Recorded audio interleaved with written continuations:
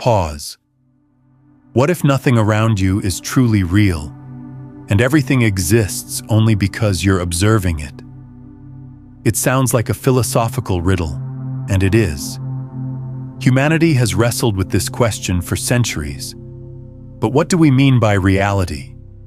Is it just the physical world we see and touch? Or something more abstract, like our thoughts, emotions, and awareness? Reality, at its core, might not depend on whether we observe it. It could include both the visible and the invisible, the concrete and the imagined. That's what makes it so hard to define. Have you ever dreamed, only to wake up inside another dream? Descartes once asked, "If we can't tell if we're dreaming or awake, how can we know anything about the world?"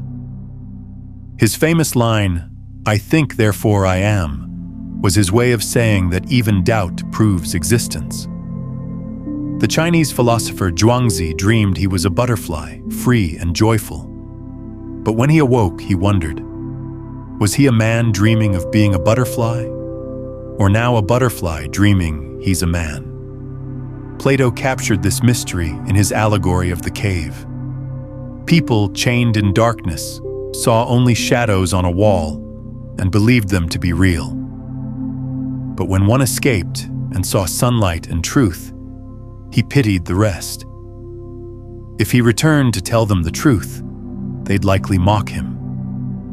Plato's cave is a metaphor for the human condition, how we mistake illusion for reality and must awaken to the deeper truth. Now imagine this. If tomorrow schools taught that 2 + 2 = 5, most people would believe it, trusting the experts. That's how false realities are built, not by facts, but by faith in authority. We think we're free, but are we? What if the very technologies often used to control us could also help us break free?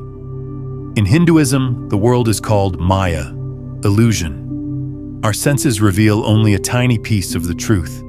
Even colors are just wavelengths. Stars in the sky? That's ancient light.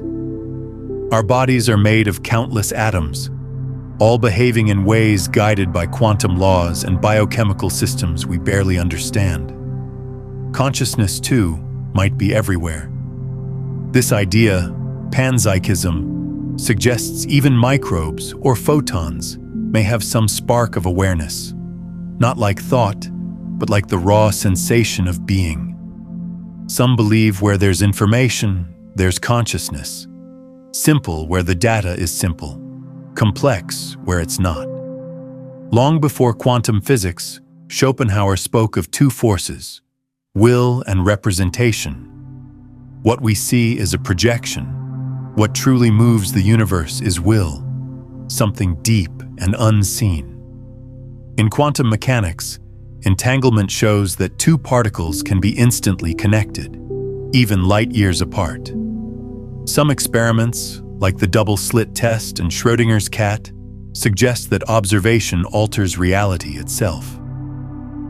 What we see might not be what's actually there, but what consciousness chooses to collapse into form. Physicists have tried to find a theory of everything, one equation to explain both galaxies and atoms. From this quest came string theory, the idea that everything is made of tiny vibrating strings, existing across multiple dimensions, far beyond the familiar three. These strings, vibrating in specific ways, create everything we know: electrons, quarks, light, matter. But for this to work, the math demands extra dimensions, up to 10 or even 11. Some believe we live on a brain, a cosmic membrane inside a vast multiverse, where countless other universes exist alongside ours. And yet, we still don't fully understand it.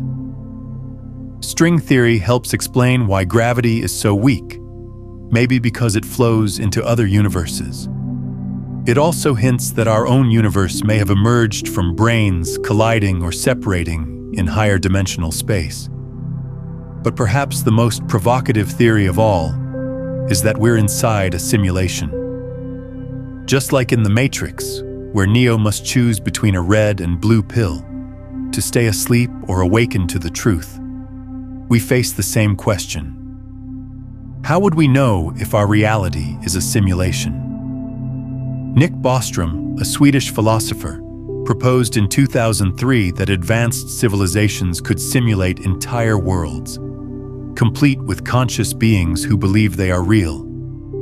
If even one civilization can do this, he argues, then chances are we are the simulation. With today's growing AI and computing power, it seems increasingly possible.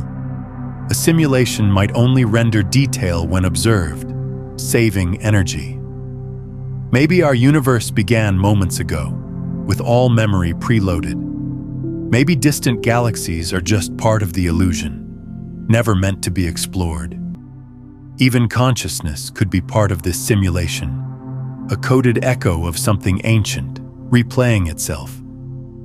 But if we are simulated, or if we are real, does it even matter?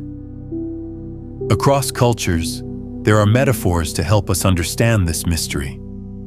In ancient India, philosopher Shankara told the story of blind men describing an elephant. One touched the trunk and said it was like a snake. Another touched the leg and called it a tree. Each told the truth, yet all were incomplete. We too see only parts of the whole. So, what is reality? Is it what we see and touch? Is it made of particles and laws? Or is it something far deeper, tied to thought, will, memory, and awareness? The truth may lie beyond our current tools of science. It might require not just logic, but intuition. Not just knowledge, but wisdom. We may never know if we're in the real world, a dream, or a simulation within simulations. But that doesn't make the search any less meaningful. Perhaps the point is not to find the answer, but to keep asking the question. Because the very act of asking is what makes us truly alive.